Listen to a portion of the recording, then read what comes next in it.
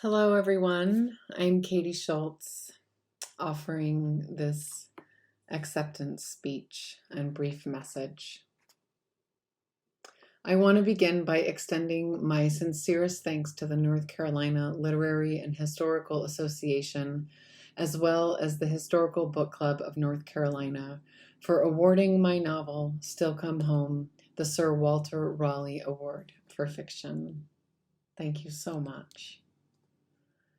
I once heard author Barry Lopez say, "Librarians are the last great defenders of the written word."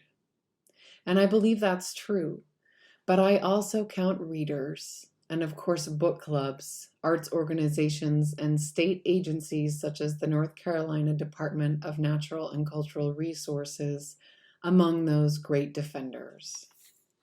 In other words, if you are watching this video, it is highly likely that without you, this book and many others could not have been completed. A writer does her work, and at least for my part, I hope to do it for as long as I live. But at the end of the day, it's the readers who help me finish. Without you, the work is incomplete. More than anything, that's what receiving this award means to me, that I am not alone. That art does matter, that fiction still has the capacity to hold everyday life up to the light and find something that can transform the human heart. After all, as one of my friends and mentors, author Jack Driscoll, says, the impulse to write is nothing other than the impulse to love language, to love people, to love the world. And what is our world right now in winter 2020?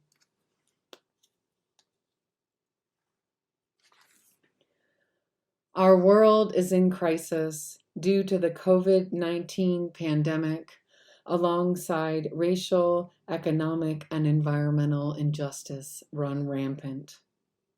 But I believe we are simultaneously bridging the gap toward great healing and innovation as we all, artists, politicians, plants, animals, molecules, and mycelium, eventually lean into a more sustainable and pervasive way to act on that very impulse.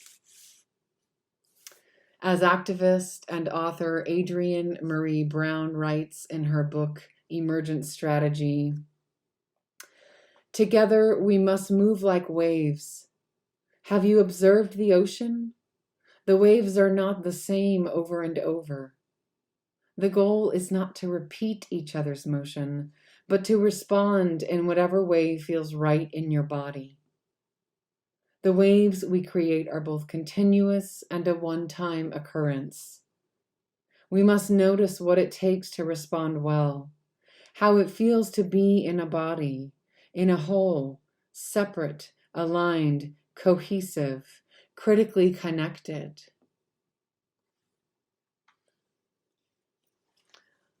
The impulse to love. It's so simple, but so optimistic. Can you feel it now? That tiny fluttering, that suggestion of hope?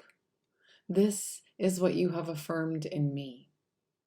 This is where we all have to find ourselves. This is how we begin.